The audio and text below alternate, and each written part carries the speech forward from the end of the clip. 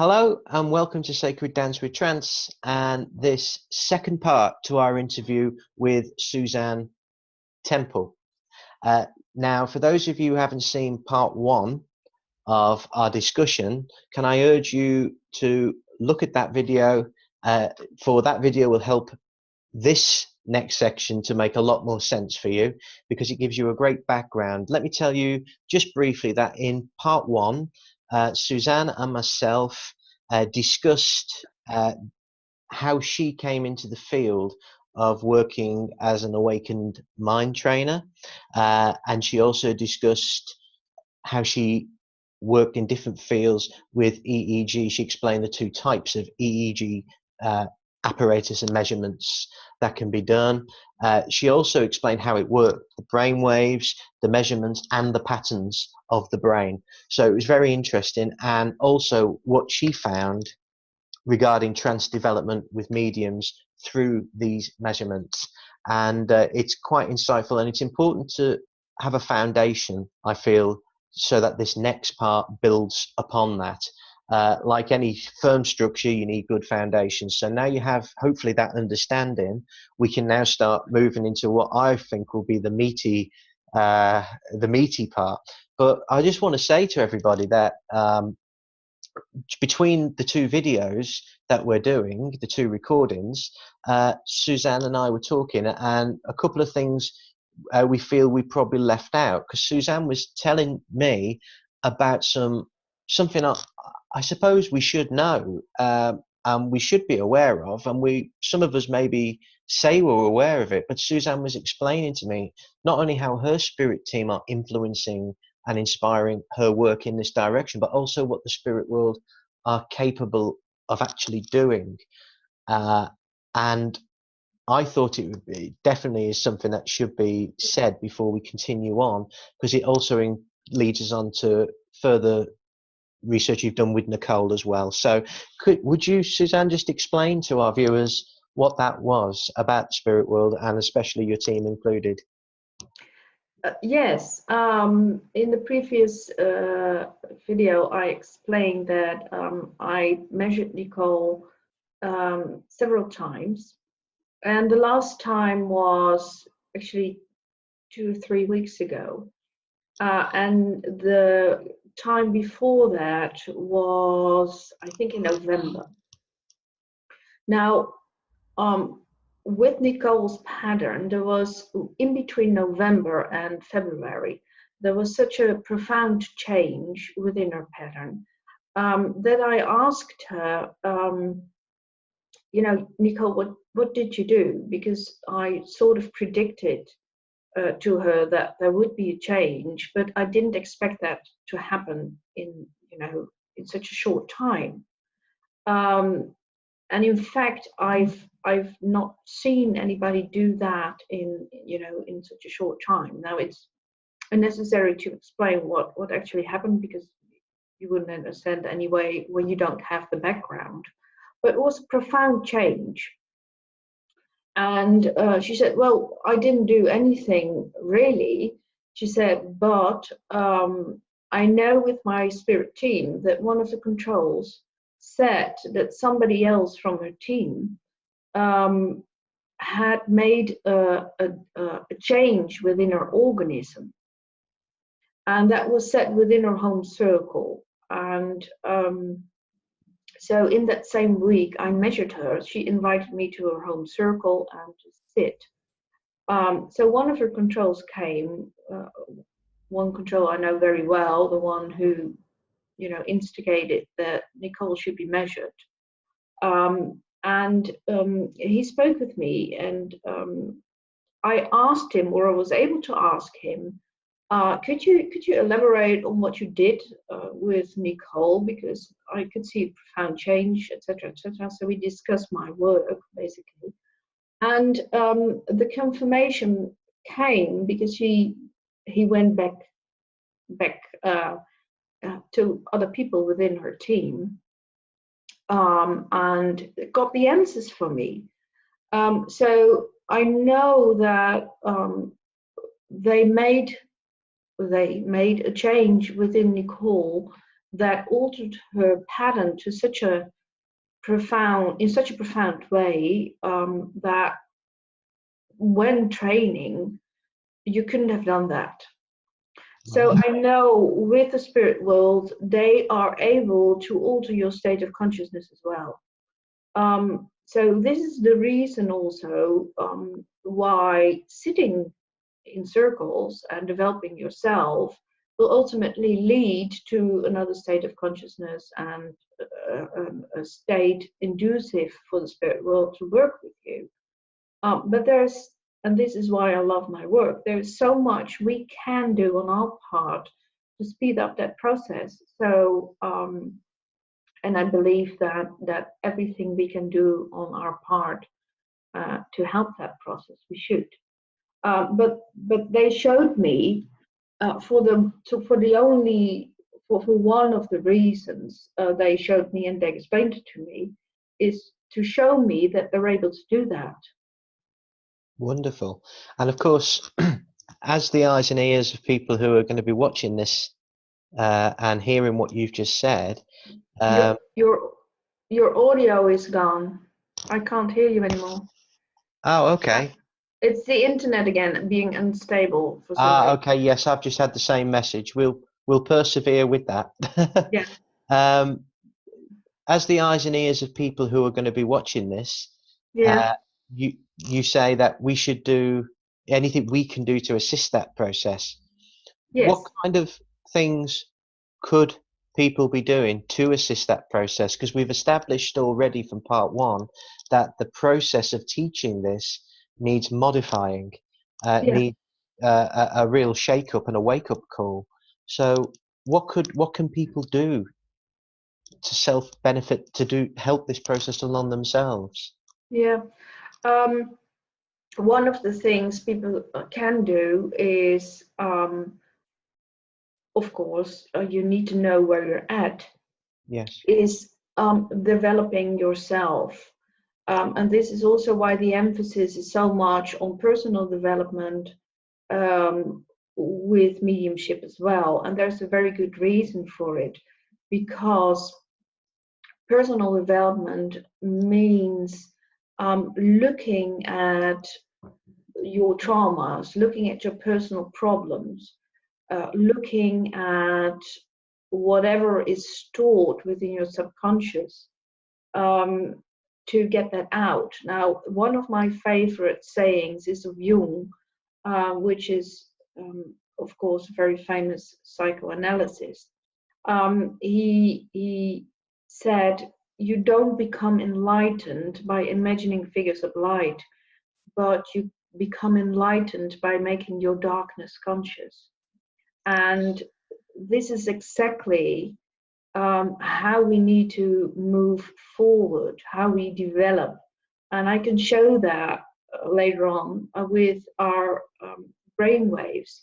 Once you have access to your subconscious, and once you can clear all the stuff there that you've stored for years, emotions, traumas, all the, everything basically is stored there. Once you've cleared that, the signal within theta, because it's theta, will become much stronger. And by becoming much stronger, you will grow and, evolve into other states of consciousness. So the key, the vital key, although the spirit world are capable of making adjustments to us, which is proved through Nicole, and I know I have seen that done or heard it done through another physical medium whose spirit control told somebody, I was actually present that night, said we are going to make adjustments within your organism, which we hope will produce rapid development. And your research is showing potentially that is quite capable of, they're capable of doing this. But self-development is a vital key for us to move ourselves, and by the sounds of it, what you're saying is to clear out the dustbin of our subconscious. Absolutely. And how might a person do that? one very good thing, because there's more pathways. One is meditation, but there's so many things you can work on, traumas or stored emotions, or anything that's basically below the surface, still bothering you, from coaches to therapists to, you know, whatever suits you. Even you know, mediumship development deals with that in a way, because this is also the reason why a lot of developing mediums cry so much in the first few years. This is to release anything that's stuck, whether it's, you know, energy within the body, or it's emotions within the subconscious mind where no memory is connected, or whether there is a memory connected to it, but it's releasing all the old stuff that helps us move forward. So in a way, that these old emotions, troubles and traumas, or anything else that's stuck in our subconscious, are acting almost in a frictional sense against the process. So by releasing them, you're removing these blockages, these frictions that are holding our development back. Absolutely, absolutely. And this is not only true for mediums, because this is the, you know, the theory about self-development, consciousness development, which I will show you within the presentation. Yeah. Wonderful. Should we move forward then with that now? Good. This is the one, I think. Yeah. So what I'm going to show you here. Now this might seem a bit technical, but it's really not. What you see here is the pattern, and as you can see, this is, anybody has seen normal EEG shown within the software can see that this is not the normal way of showing QEEG. QEEG, you will show the brainwave patterns within lanes, or either with a brain map, which means it's showing the brain in a circle with lots of colors. Now this is the way we show actually brain waves. Now assuming the left and the right hemisphere here, and the bars going out to the left and to the right is showing amplitude. That means the strength of the signal. And of course, there is the frequency from, you know, 0.75 hertz up to 38. Now the red ones and the yellow and the orange ones are beta. So it's not just one frequency, it's a whole, you know, category of frequencies that are beta. Now beta is associated with thinking, our thinking mind. The green ones are alpha, and alpha are associated with inner sensory perceptions, meaning inner hearing, inner seeing, inner feeling, inner tasting, inner smelling, senses, inner senses. And alpha will be produced when we're in a relaxed state turned inwards. So as you can see, in a normal waking state, there's a lot of beta, a lot of thinking going on, but not much alpha, not much inner sensory perception. The blue ones is theta, and theta is associated with the intuition, and I just explained that it's also our subconscious. It's where emotions and long-term memories are stored, and therefore also our traumas are usually, you know, have their effect on theta. Okay. The purple ones is delta, is the delta region, and delta is our radar. Normally we see with people who had, for instance, traumatic childhood, we can see that delta is showing high amplitudes, meaning a very, very strong signal going outwards. which is logical. When you're a child and you're in your bed and you hear the door slam downstairs and you need to sense whether you're safe or not, you need to search into the field. You need to use that radar in order to be able to pick up that information. Now, normally that is shown with adults who had a childhood like that. You can see that normally within their delta. It has huge amplitude. This can be put to very good use when you're a psychic or a medium, of course, because then you need to search into the field in order to find information. Right. So when we learn how to, develop our consciousness, or when we learn how to develop ourselves as a person, the first thing we need to do is reduce that beta, reduce that thinking. Now, within the Eastern traditions, they already knew that. They already knew that we need to, when we want to develop ourselves, when we want to develop our consciousness, when we want to become enlightened, so to speak, we need to focus on, one thing. We need to tame that thinking mind. So they're focusing on either a point or a flame or one mantra, and that will reduce the beta or brain waves tremendously. But there are so much more techniques to reduce beta brain waves.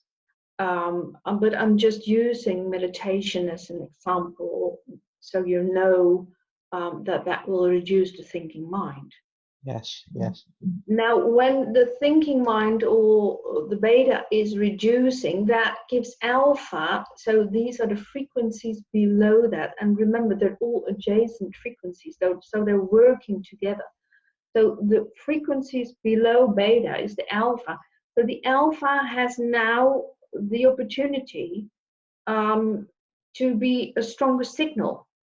It's not, beta is not as overpowering as it, it's as it used to be in a normal waking state. So alpha has the opportunity to produce a bigger signal. So the bars within this pattern will go out. And eventually, alpha, this is a normal waking state again, alpha will form a bridge. Now, so on the right side, you will see the awakened mind pattern. And the awakened mind pattern has pretty much a high amplitude alpha, which is the green bars in the sensory perception. Now, when alpha is that big, it will form a bridge between the thinking mind, the red ones, and the blue ones, the theta, is the subconscious. So it will form a bridge between our thinking and our subconscious, which we actually need as well when we're working as a medium, because our subconscious is the part where the spirit world works with us. Now, the difference between a normal waking state and awakened mind pattern is that when we ask ourselves a question, when we produce an awakened mind, we go from beta, our thinking mind, asking ourselves a question, through the alpha bridge, through the inner sensory perceptions. We go into our subconscious and then go into the field searching for the answers, and the same way the answer is coming up.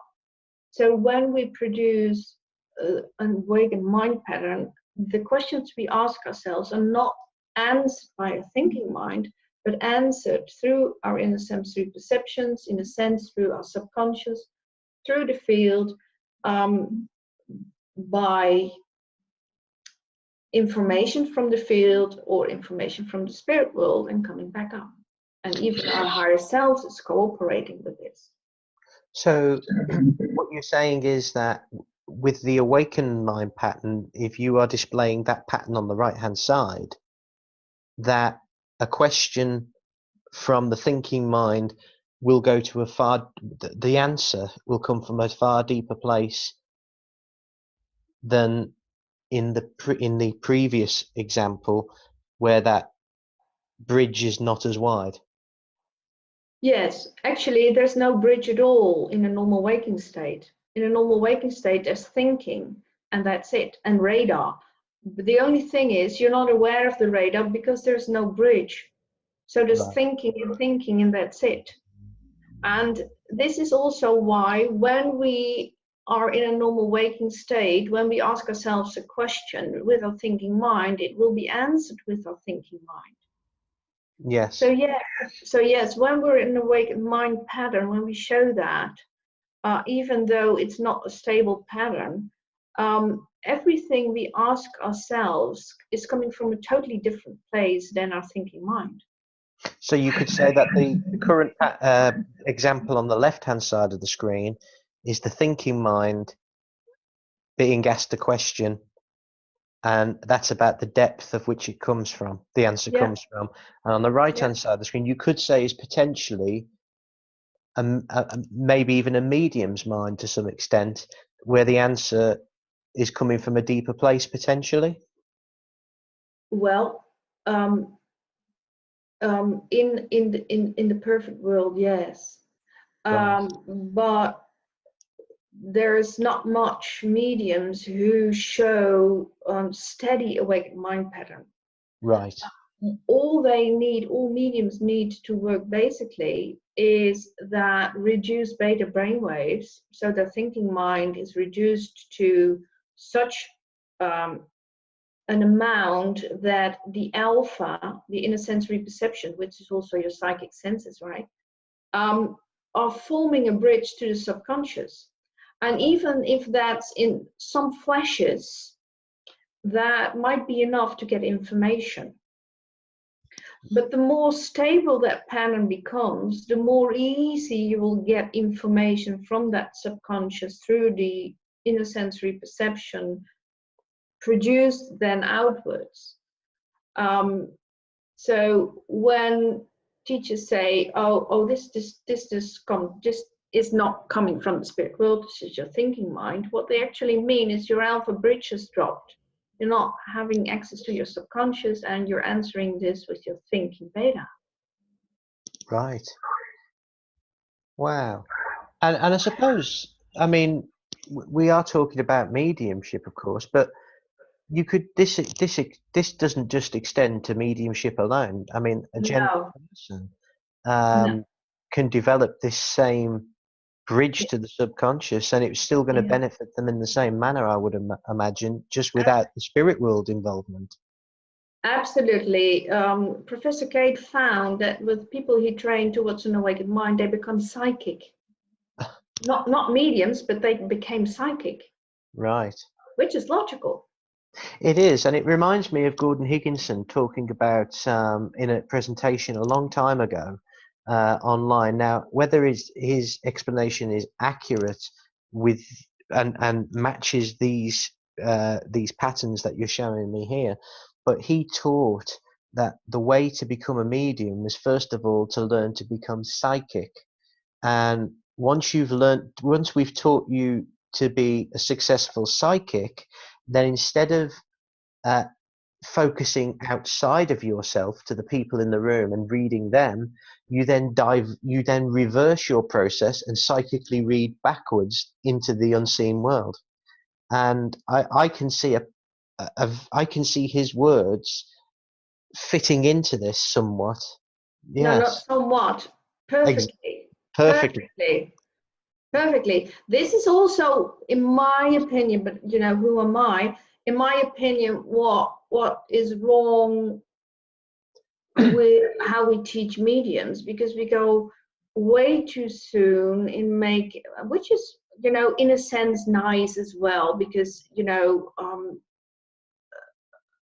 I can't say it's better or not better, but in a sense we should be looking more into psychic exercises first to get that bridge stable, because what I found with a lot of mediums, they skipped a step within their development. They skip the step that they are training to stabilize that alpha bridge. And therefore, at one point, they get stuck. they won't be developing anymore. That's not because they're not able to or they don't have the abilities. It's because they missed a step in their development and they don't know what it is. But with this, you can start to get a good idea of what that is.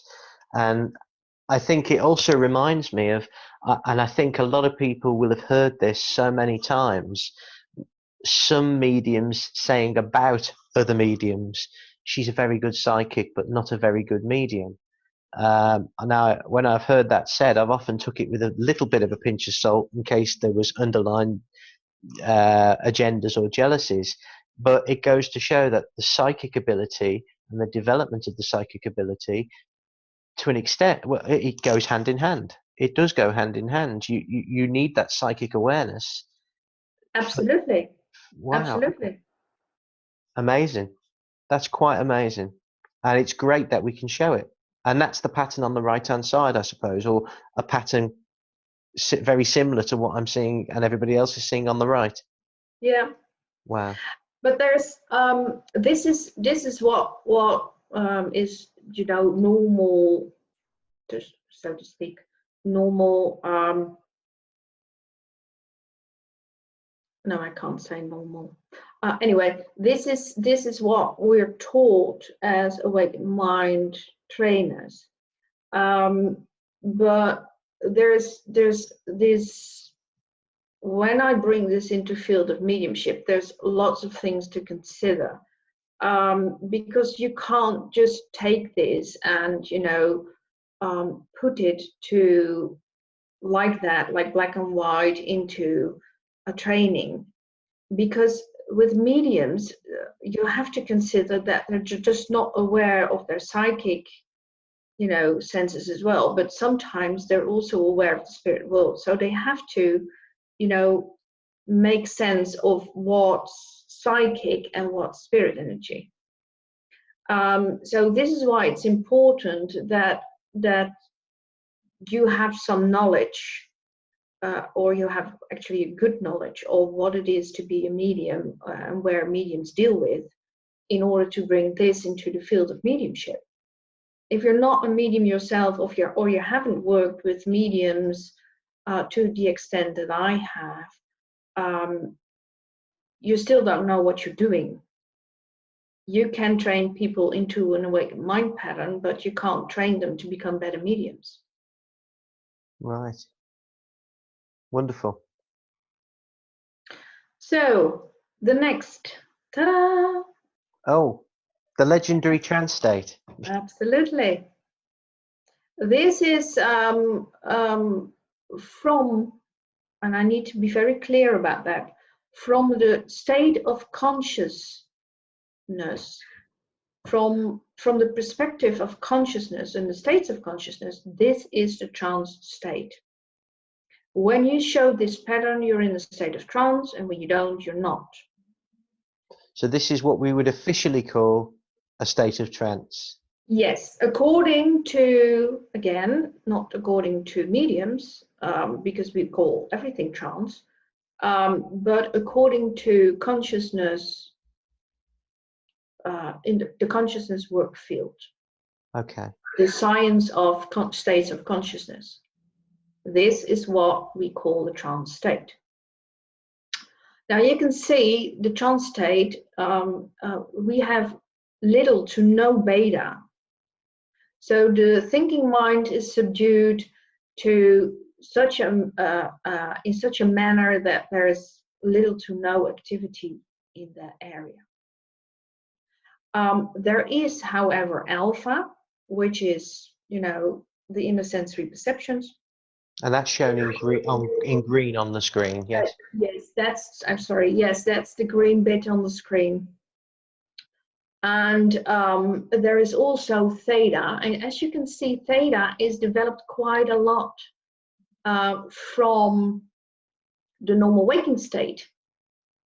So you can see that when you're just in a normal waking state, when you wanted to develop the trance state, the first thing you need to do is reduce your beta brainwaves, but that's not enough. The reducing your thinking mind won't get you into a trance state. you have to have that bridge, and then you have to clear out anything blocking theta, meaning traumas, stored emotions, and all the clutter you know gather during your lifetime, in order for theta to develop. And as you can see, it's developed to such a state that it's way bigger than the alpha bridge. And this is where having a huge delta comes in handy, because as you can see in a trance state, of course, we have a huge signal going into the field, which is logical. So this is the trance or the channel state. I can see a lot of potential developing mediums and even established mediums are probably sitting out there now looking at that, saying, I really need to get inside my subconscious and have a good washout. And I'm thinking exactly the same. Entirely. It's very fascinating. So just to clarify that on the left-hand side, on the right, of course, is the normal waking state. On the left, we're seeing the red and the yellow is as the thinking mind being reduced. The green is the bridge between the conscious mind and the subconscious mind. Yes. And the blue area is the subconscious, where all of that is stored and where the spirit world are working through.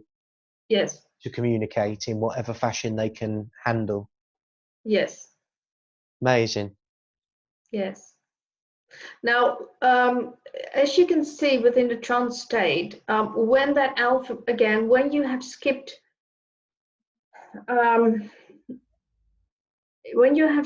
or you're just not developed to produce that state in a stable way, there are a few things that can happen. One is that the alpha bridge will collapse because it's just not stable. You haven't trained it to be stable in stages prior to this state. And then you will go into a dream state, because when you remove alpha here, you have a dream state. When you remove theta, you have deep sleep. So this is basically one of the, I think you call it pitfalls. Yes, a pitfall.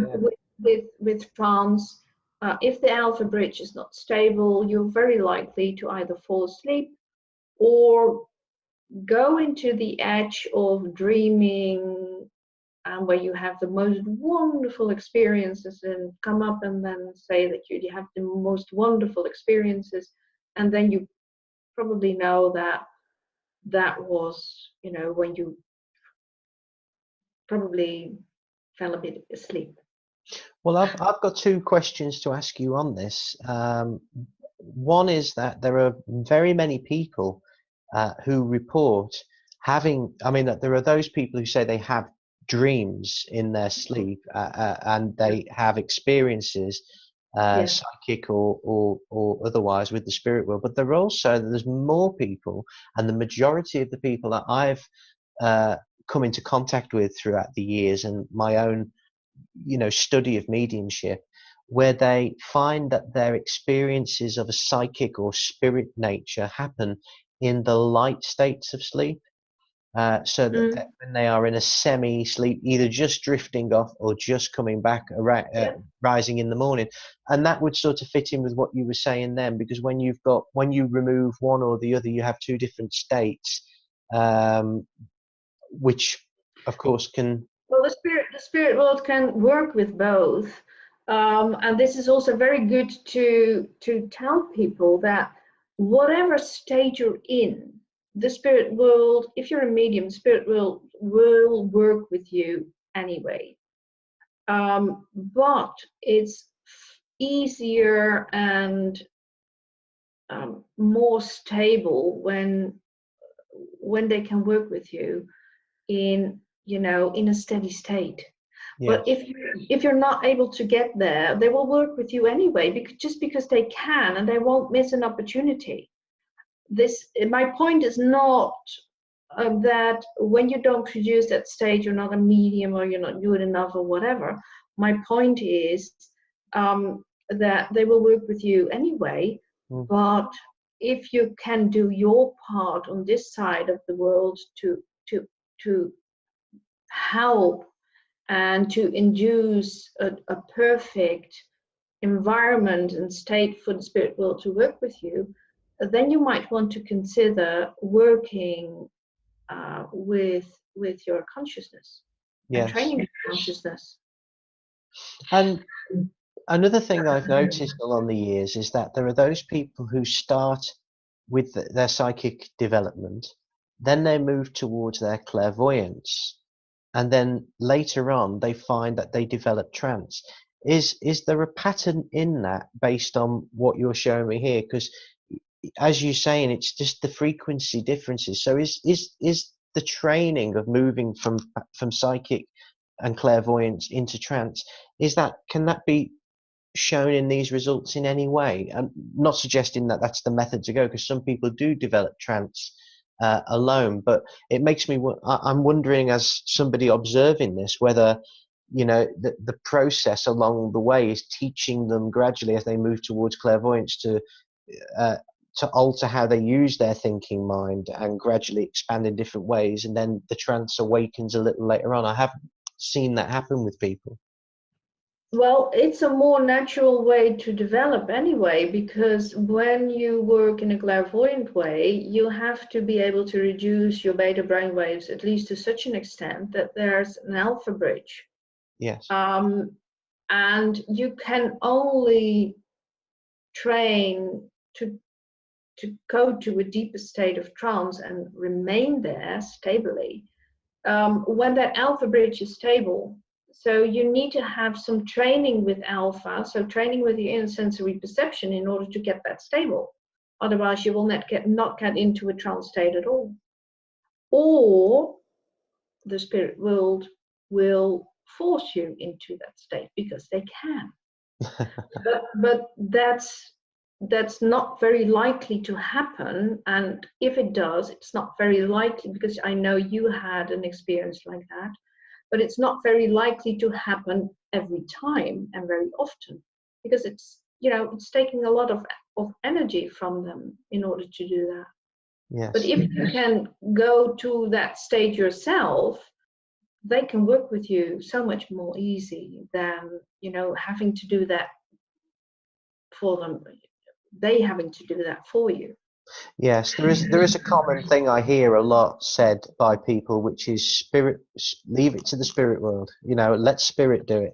Leave it. Everything always seems to be a cop out. Let the spirit world do it. They'll guide you. The spirit world will do that. And I often think it's rather a bit of a shame. It's a little bit like everybody going to a church on a Sunday and praying to God all on the same day. It just seems a little bit unfair sometimes to bombard them all with the same problem. It is obviously logical that it's important to play our part. Yeah, you see, they will do it. If you say I'll leave it up to them, they will do it, because they can, and they will want to work with you, in any way, shape, or form. But I believe, and this is also one of the principles of the so-called spiritualism, is personal responsibility. And I believe that we have, as mediums, a responsibility towards the spirit world as well, to work on ourselves and to be the best channel we can be. And that means that we need to do some self-development in any way, shape, or form. And one of the ways we can develop ourselves is by working in a state of consciousness. So to me, this is all about personal responsibility towards your own team, towards the spirit world. I think it's wonderful. I am aware that a lot of people, who go to development courses and classes, they do get told, to sit regularly for the spirit world. How they do that, of course, there's so many different teachers, so many different outlets to discuss it. You could never be sure everybody's doing it consistently. But one thing they are all told is to sit for spirit regularly. Now, whether that's you sitting in a meditational state, or whether you're sitting there in the quiet and just trying to relax into the moment, so that the spirit world you can hope they're going to come close. But a lot of people are not consistent. What this is showing us is that time you make to sit for spirit, and to realize that these are very real people. You know, Yeah, they're not gaseous. I've always said they are not a gaseous cloud floating around with nothing better to yeah, do. These people are very busy people, and if you yeah. ask of them, you need to give that little bit back as well. Well, how would you feel if you're part of a football team and one of the players is incredibly talented but won't give you the effort of training every Sunday and keeping fit, and they just turn up at in tournaments. Yes, um, you work with them any way you can and they will manage because they have some talent, but wouldn't you get frustrated that they are not the best players they can be in your team just because they don't, put in the effort? yes. I would. I'd be right with you. I'd be ready to throw them off the pitch, I think.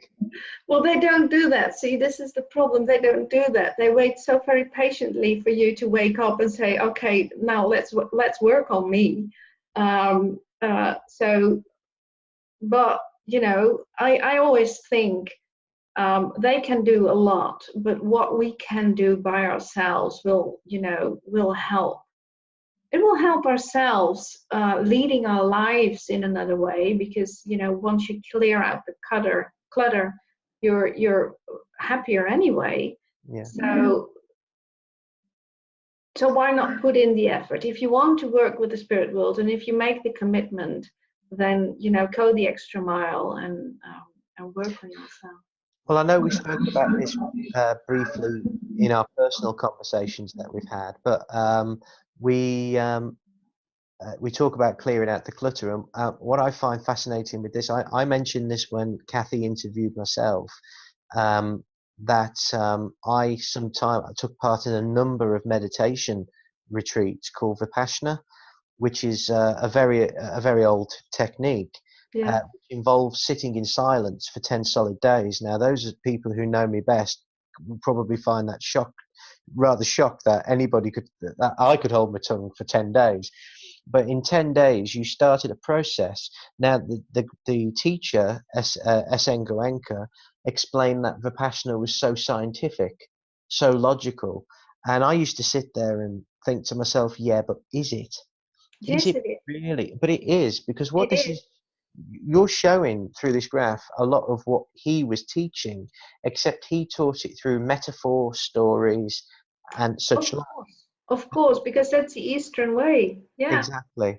But Yeah. it's the same process of a number of days observing breath to still the thinking mind, to control the mind so that you become in control of your mind. It's shocking how little control we have of our mind actually Yes. until you start making those changes. But Yes. of course, then he then instructs you for a number of days to observe sensations upon the body, whether Which that Tampa?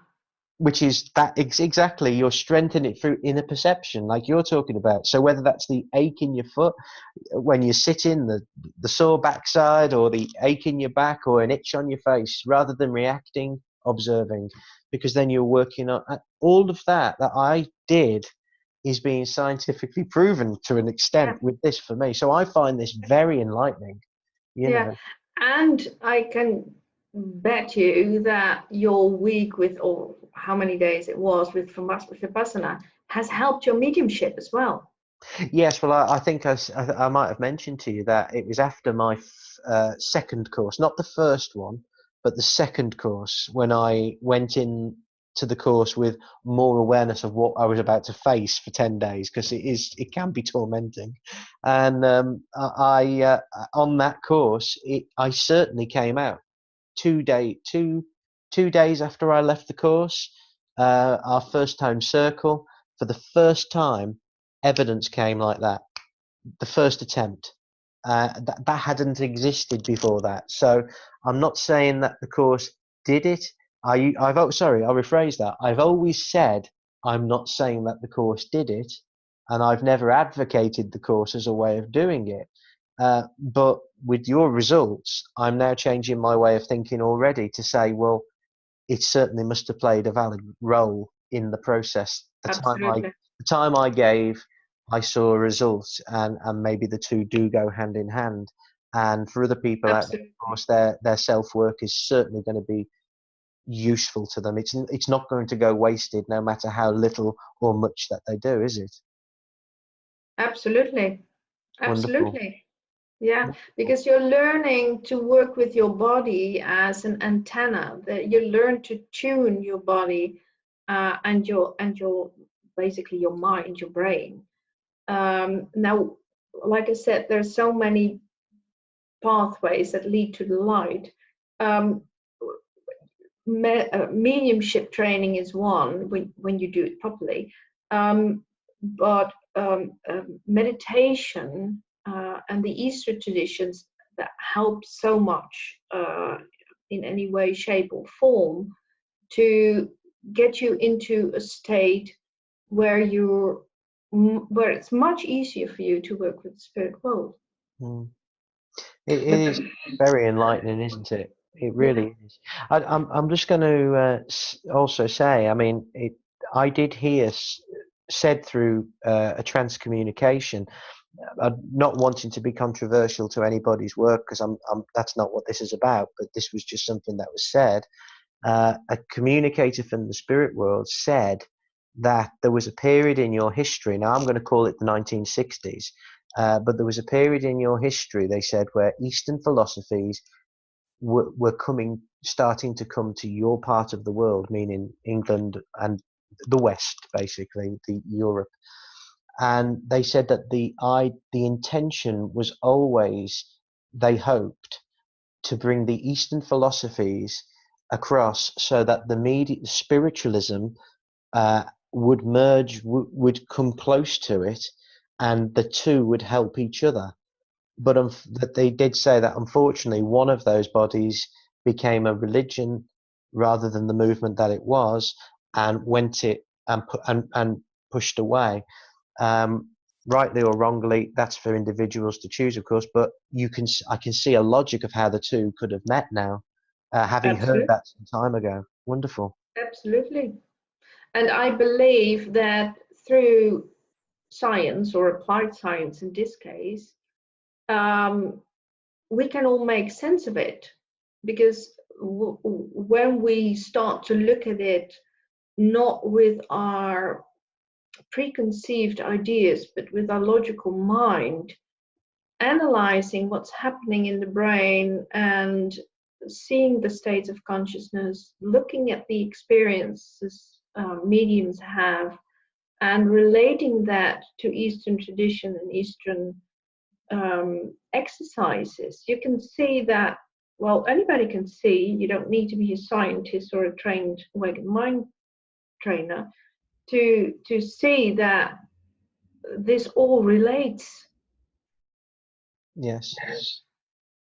Totally, it's very fascinating, isn't it? And it's wonderful that now in this day and age we can sit and we can see this research coming to fruition, yielding results, confirming and reaffirming what some people, to be honest, what some of the pioneers have said long ago in their way of expressing it, what some of the Eastern philosophies have said, reaffirmed, but just in a different expression of the same thing. Yeah.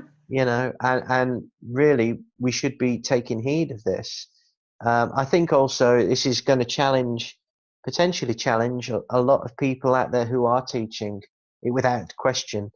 It's going to challenge them how they teach. As you've said already, there are teachers who've changed their approach already based on what they're seeing. Or were never in the traditional school of going deeper, deeper, deeper. Like I said, I already mentioned Eileen Davis, and I did a course with her, and I never heard her say in any way, shape, or form that you have to go deeper. She even said, when I had a small discussion with her, she even said, "Well, I don't go deep, I go high." Now, I don't know at that point whether she was aware of the fact that when she meant high, she probably would mean higher states of consciousness. I don't know. Maybe she had the feeling of going up or something. But I don't know. I didn't ask her because it wasn't that kind of a discussion. But I know for one that she doesn't say to students, go deeper, deeper, deeper. So let's look at it. There's going to be a lot of people watching this, and they're going to be intrigued. There'll be some who will struggle to might have to watch this a few times to get their head around it. Just the nature of how we all are different. But if you are someone watching this now and you are on your pathway of development, let's say you not only just starting, but you're a few years down the line of development, you're getting communication coming. What should a person do? Should they perhaps be looking for somebody who can take a brain measurement and observe how their mind is working so that they can move that way? Should they be looking for an awakened mind coach? Is it necessary for them to do that, do you think? No, it's not necessary, because we have produced lovely, lovely mediums without awakened mind coaching telling them what to do. Okay. Absolutely not.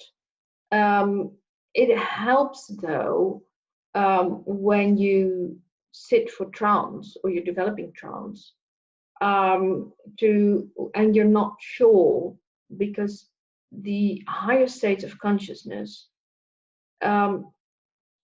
should be trained quite differently actually from the deeper states. And when you're a trance medium and you're not sure, or you get stuck in some sort of way, you don't get results and you have no clue why, then I would recommend, of course, following course with me.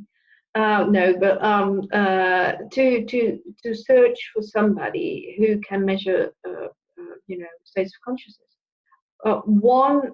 There's a few in the United States.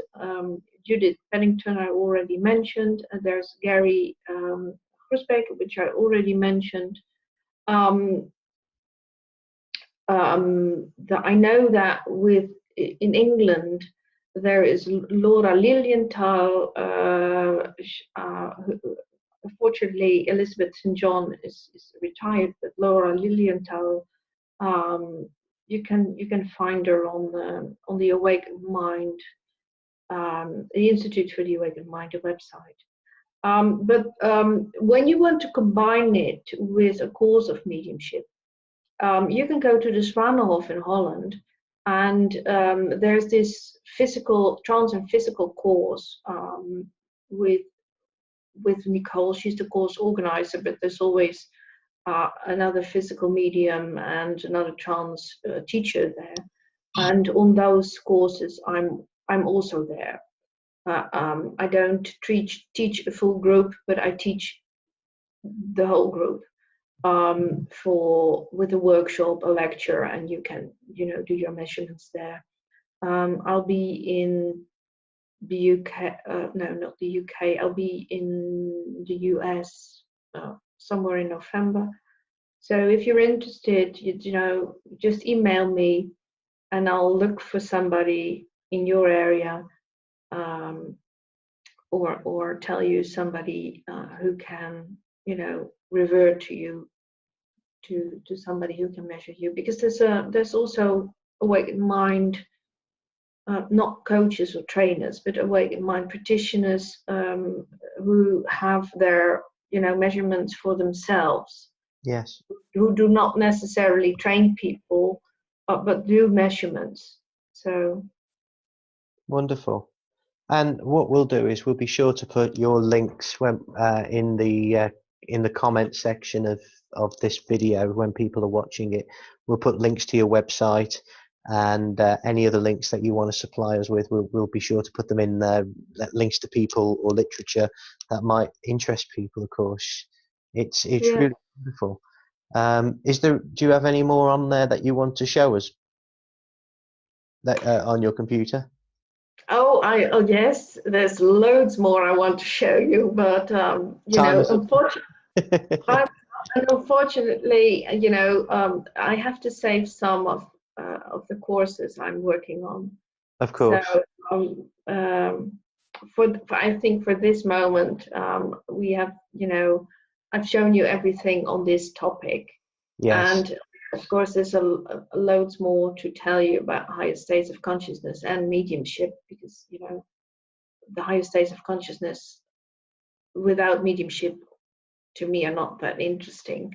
I shouldn't be saying this, but That's how it is. yeah, but you know, the higher states of consciousness within mediums, you know, is another topic which is extremely interesting. Yes, it truly is. It's And then fascinating. we also have, you know, gamma, which is not produced, um, and you didn't see that on the patterns I showed you, but that's another topic that's quite interesting. When Yeah. is gamma produced? Why is it produced? Does the spirit world work with gamma? Yeah. So there's plenty of other areas. So really, people might want to look into coming along to any lectures or things that you're doing, which would be Absolutely. great, because we don't have until 2 a.m. in the morning to go through it all. So, but that's No, wonderful. We will do that, and we'll put those links in there for you so that other people can find this. I think it's been great to bring a little bit of research. There's been a lot of different things brought to the group, a lot of people's opinions. We all bring them, views, but it's great to have things that are done from solid research, from actual measurements that we can look at and see things that are actually taking place. I think it's important. Science, because at the end of the day, research and science have always did play a part in mediumship way back, and it seems to have seemingly seems to have vanished a little bit off yes, the radar. You know, absolutely. And it's such a shame. It's such a shame.